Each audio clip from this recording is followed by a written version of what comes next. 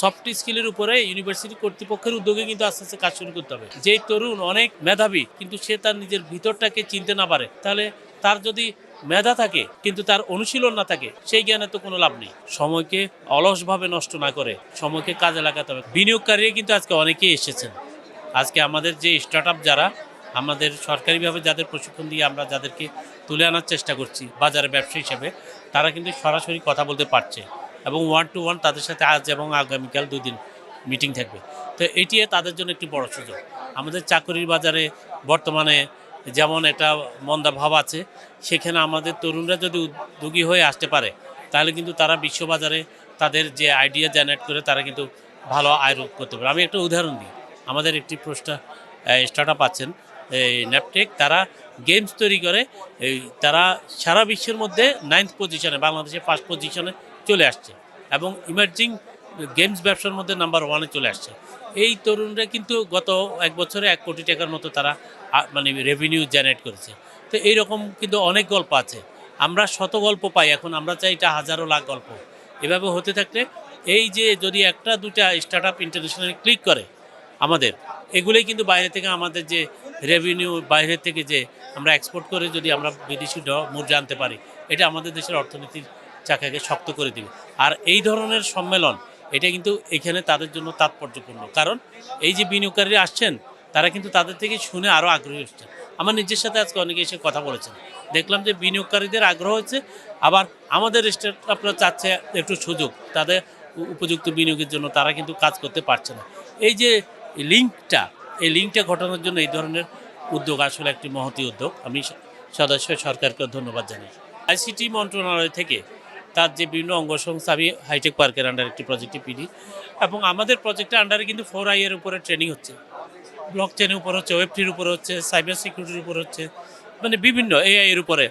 তো এইখানে একটা দেখার বিষয় হলো আমাদের যারা স্টার্ট আপ আসছে, এইটার সাথে সাথে কয়েকটি বিশ্ববিদ্যালয় আমরা ইনোভেশন হাব করছি, totally IT based, maximum IT based সেখানে কিন্তু স্টার্ট আপ তৈরি হচ্ছে।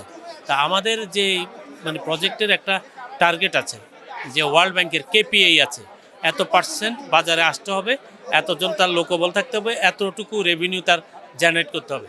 তো KPI অনুযায়ী যেটি আমরা 120 জনের টার্গেট ছিল, সেটা আমাদের প্রায় এখন 250-র মতো আমাদের অলরেডি হয়ে গেছে যারা বাজারে আসার মতো। তা আমি বিশ্বাস করি যে এই যে নতুনরা আসছে, এরা কিন্তু এর মধ্যে আমাদের আইটি রিলেটেড এবং আইটি বেসডও আছে। তো ইউনিভার্সিটি ইনোভেশন হাবের যে বিভিন্ন 10টি বিশ্ববিদ্যালয় হচ্ছে, আরও 10টি হবে আমাদের প্রজেক্টে বা অন্য প্রজেক্টে আসবে। এরা আইটি বেসড যখন এই প্রোগ্রামগুলো আসবে, ইনশাল্লাহ, যেমন গেমস টোটালি আইটি বেসড তাদের একটি প্রজেক্ট এটি, এবং এইরকম আরও অনেক কিছুই আছে। এবং এই তরুণদের যে তাদের যে আইডিয়াগুলো, এগুলা কেউ কাছে থেকে দেখলে বোঝা যাবে তারা কত দূরে এগিয়ে যাচ্ছে।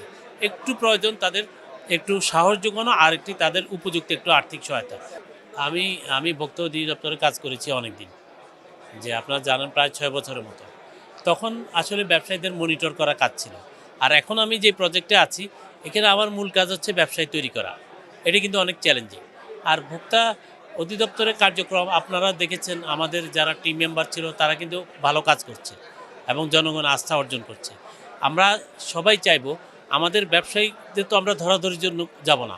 আমরা ব্যবসায়ীরা যদি আইনের পথে না থাকেন বা ব্যবসায়ের যেই নৈতিকতা আছে এটার বাইরে চলে যান, আমরা তাদের বুঝিয়ে কিংবা আইনের অনুশাসন দিয়ে আমরা তাদেরকে যেই পথে চলার কথা সেই পথে আনবো।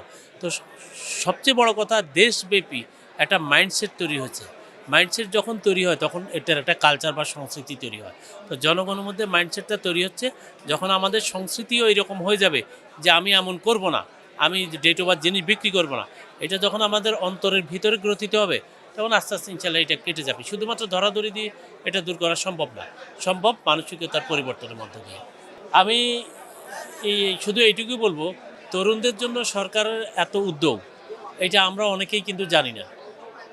আমার প্রজেক্টটির কথা বলি, এখানে কিন্তু বিভিন্ন যে স্টার্ট আপদের প্রশিক্ষণ দিয়ে গ্র্যাজুয়েশন প্রোগ্রাম টোটালি সরকারি অর্থায়নে, ওয়ার্ল্ড ব্যাংক ফান্ডের একটি প্রজেক্ট, সরকারের অর্থায়নে এই রকম একটা বড় সুযোগ। তারপরে আবার তাদের জন্য চলার জন্য, মানে তারা যে ব্যবসা চালাবে তার জন্য একটা প্রণোদনা ভবিষ্যতে থাকবে। ইউনিভার্সিটি স্টুডেন্টদের টোটালি একদম কমপ্লিটলি ফ্রি আমরা ট্রেনিং দিচ্ছি সরকারের পক্ষ থেকে। সেখানেও তাদেরকে আমরা প্রণোদনা দিচ্ছি। এত বড় বড় সুযোগগুলা আমাদের তারুণ্য কেন কাজে লাগাবে না? আমরা একটু উদাহরণই দিই যে এটা হতাশার বিষয়। আমি বিভিন্ন ইউনিভার্সিটিতে ইনোভেশন হাবের কাজে যাই। আমরা রাজশাহী ইউনিভার্সিটি গিয়েছিলাম, সেখানে তরুণদের জিজ্ঞেস করেছিলাম বন্ধের দিনে কীভাবে কাটাও? তারা বললো ১১টা-১২টায় উঠে। ১১টা-১২টায় একজন তরুণ যদি উঠে বা ইউনিভার্সিটি বন্ধ থাকলে বললো যে দুপুর পর্যন্ত ঘুমাই, তারপর উঠে খেতে যাই। এই যে একটা জেনারেশন হারিয়ে যাচ্ছে, একটা অর্ধবেলা তার সময় চলে যাচ্ছে, এদের মাইন্ডসেটের মধ্যে এই পরিবর্তনটা আনতে হবে। ওয়ালটন আবারও মিলিনিয়ার অফারে ওয়ালটন ফ্রিজ কিনে আপনিও হয়ে যেতে পারেন মিলিয়নিয়ার। প্রত্যেকটা বিশ্ববিদ্যালয় মানে সফট স্কিলের উপরে ইউনিভার্সিটি কর্তৃপক্ষের উদ্যোগে কিন্তু আস্তে আস্তে কাজ শুরু করতে হবে। যেই তরুণ অনেক মেধাবী কিন্তু সে তার নিজের ভিতরটাকে চিনতে না পারে, তাহলে তার যদি মেধা থাকে কিন্তু তার অনুশীলন না থাকে, সেই জ্ঞানে তো কোনো লাভ নেই।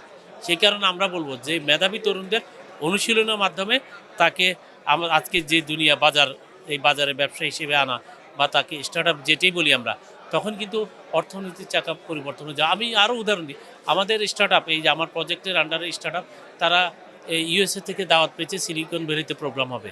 নেদারল্যান্ডস থেকে একটি প্রোগ্রাম এসেছে। এই যে আমার সামনেই ওরা আছে, গেমসের একটি স্টার্ট আপ, যে তারা অলরেডি ২-৩টা দেশ থেকে তারা দাওয়াত পাচ্ছে। তো আমি সবাইকে অনুরোধ করবো তরুণদের জন্য নিজের সময়টাকে একটু কাজে লাগাও।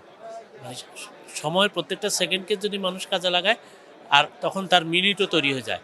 মিনিট কিন্তু তৈরি করে দেয় ঘন্টা দিন, তার জীবন বসে থাকবে না। সেই জন্য প্রত্যেকটা সেকেন্ডকে কাজে লাগানোর জন্য আমি সবাইকে অনুরোধ করব, সময়কে অলসভাবে নষ্ট না করে সময়কে কাজে লাগাতে হবে। কারণ আমাদের বাবা মা অনেক কষ্ট করে পড়েছেন, আমাদের সরকার আমাদের অনেক টাকা দিয়েছেন, জনগণের টাকা, পাবলিক মানি। এই পাবলিক মানি যদি আমরা সঠিকভাবে কাজে লাগাতে না পারি, আমরা যদি রিক্সাওয়ালা মামার যে ঘামের টাকা, যে ভ্যাটের টাকা, সেটা যদি আমরা সঠিকভাবে আমরা পরিপূর্ণতা না দিতে পারি, তাহলে কিন্তু আমরা তাদের সাথে মানে সঠিক আচরণ করলাম না বলে আমি মনে করব। তাই সবার প্রতি উদ্যত আহ্বান। আমি বলেই থাকি যে উন্নত ভাবনা, সুন্দর আগামী, আজকে তরুণরাই হবে অগ্রগামী। তরুণদের হাত দিয়ে বদলাবে দেশ।